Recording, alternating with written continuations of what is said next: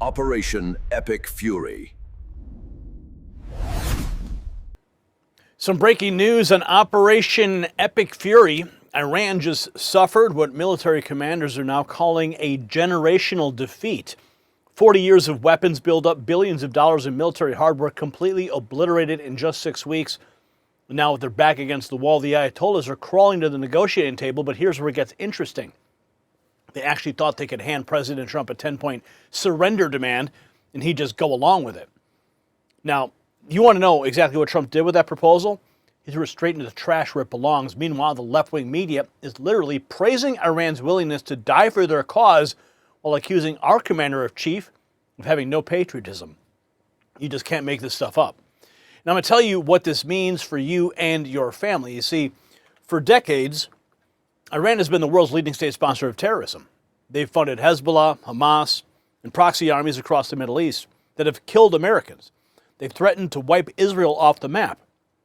They've held our economy hostage with oil supply disruptions. And for 40 years, every administration, Republican and Democrat alike, tried diplomacy, tried sanctions, tried appeasement.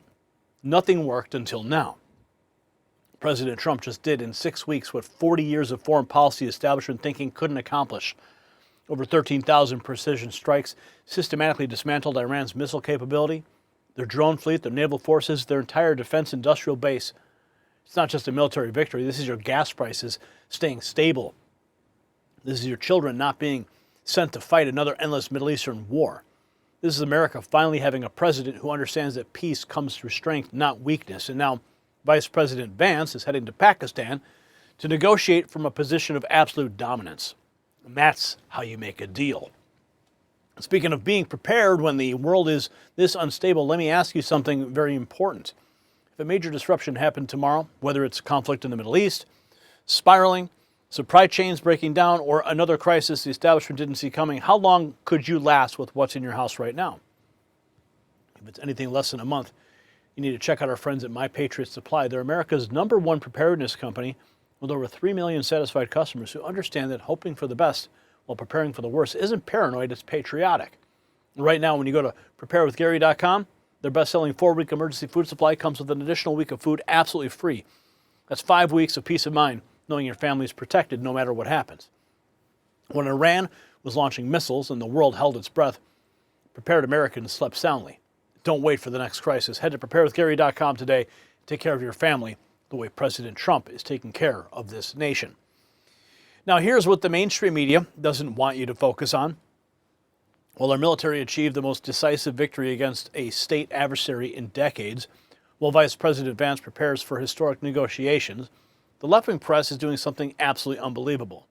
They're actually praising Iran. MSNBC's Stephanie Ruhle went on air and commended the Iranian regime for their deep belief, saying they'll die for and destroy their country for their cause, and then she had the audacity to claim Trump has no patriotism about America. I'm going to show you what we're dealing with here, but first an update from the CENTCOM commander on Operation Epic Fury. Hi, I'm Admiral Brad Cooper, Commander of U.S. Central Command.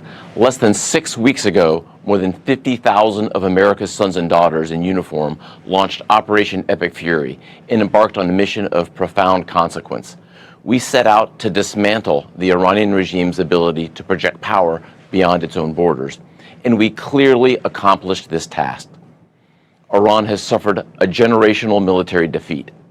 The United States and Israel systematically destroyed Iran's ability to conduct large-scale military operations for years to come. Iran's conventional military capability, built over 40 years at the cost of billions of dollars, has been eliminated. As the President expressed earlier this week, our core strategic military objectives have been achieved after destroying Iran's missile, drone, and naval capabilities and their defensive industrial base. After successfully conducting more than 13,000 strikes on Iranian military targets and flying thousands upon thousands of combat flights, U.S. forces have paused offensive operations in accordance with the ongoing ceasefire.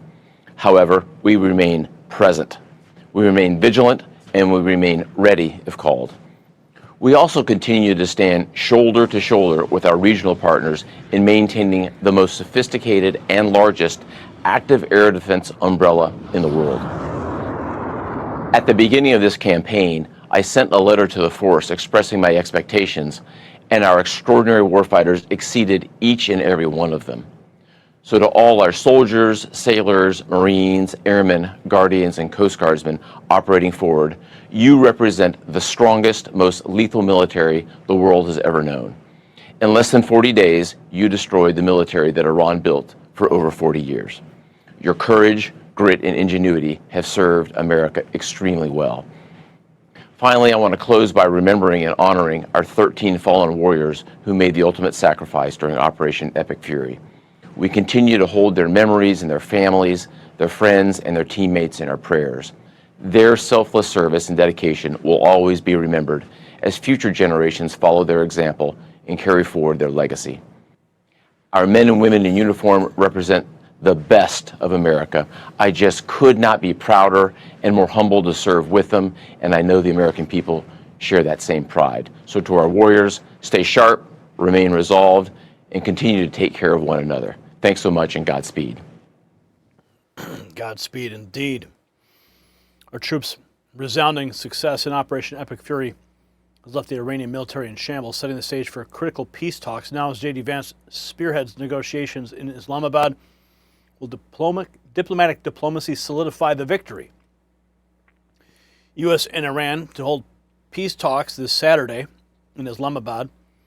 J.D. Vance's biggest assignment yet.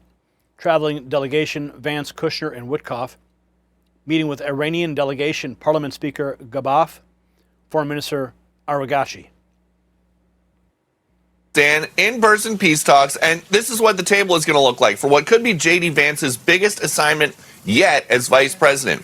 He will be there. Steve Witkoff, the special envoy, will be there. Jared Kushner, another special envoy, will be there on the U.S. side. On the Iran side, you've got the parliament speaker who has been talking to President Trump, Mohammad Bagher Ghalibaf, and then Abbas Aragachi, the foreign minister. Officials here are not negotiating in public about which points have to stay, which points have to go to end this military campaign in the Middle East, but it is very notable. Both here at the White House and at the Pentagon, officials are starting to refer to Epic Fury in the past tense, something that happened, something that was very effective. The past tense. This Saturday, it's all on the table. Diplomatic talks in Pakistan. But mainstream media continues to praise Iran's misguided persistence. Listen to this.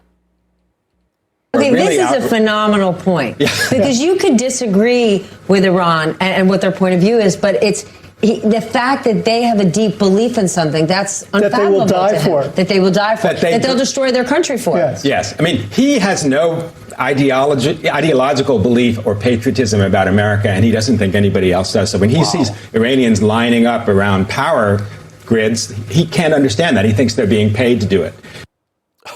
Oh, my God. That's the mainstream media for you. What did President Trump do with the 10-point plan? Threw it in the trash. What in the world's happening, Brian? That is so funny you just said that, because I was going to say it's almost so much a joke that how can anybody think this is a legitimate offer from the Iranians? And of course, President Trump did throw that in the trash. But this is kind of, I posed this question yesterday to a colleague. I wish these negotiations were televised. I wish we could hear exactly what side wants and what the other side doesn't want. And let's see, so that we have transparency and we know what is real and then what is essentially fake news coming out of the Iran media. So I would love some transparency there. So that 10-point plan that they proposed is absolutely a comedy skit on SNL. It's trash, quite literally. You threw it in the trash. So yeah, it's trash. Let that sink in. Okay? The mainstream media is praising a terrorist regime's willingness to sacrifice their own people while simultaneously claiming the President of the United States, the man who just achieved the most significant military victory in the Middle East of our lifetime, has no patriotism. This is why they're losing. This is why their ratings are in the toilet, and this is why nobody trusts them anymore. They would rather side with the Ayatollahs and admit President Trump accomplished something extraordinary. 13,000 strikes, Iran's military capability eliminated, historic peace talks happening this Saturday, and the best they can do is praise the enemy and attack our president. The mask isn't slipping anymore. It's completely off. They hate Trump more than they love America. Now, here's the bottom line. President Trump promised to end the endless wars and bring peace through strength. Operation Epic Fury just proved he meant every word. Iran's 40-year military buildup is gone. Their ability to threaten our allies and destabilize the region has been eliminated, and now they're coming to the table to negotiate, not because of weakness, but because they have no other choice. That's what American leadership looks like. So I want to hear from you in the comments. Do you think the mainstream media will ever give President Trump credit for this historic victory, yes or no? Let me know in the comments below. And since you made it this far, text raw feed to 844-840-4963. That's our secret message line for you to stay connected with me when the notifications from YouTube fail you and our videos get buried under mountains of corporate spin. And while you're still here, check out the Next News merch shop below this video and show your support for independent America First journalism. Make sure you are subscribed with your notifications turned on, because the peace talks are happening Saturday. We'll be covering every development. And share this video with every patriot you know. They need to see what the media won't show them. I'm Gary Franchi for the Next News Network. Stay informed and stay free. The system controls information. Information control is power. They don't want you to see this. The truth only survives together. They don't want this. Share this now.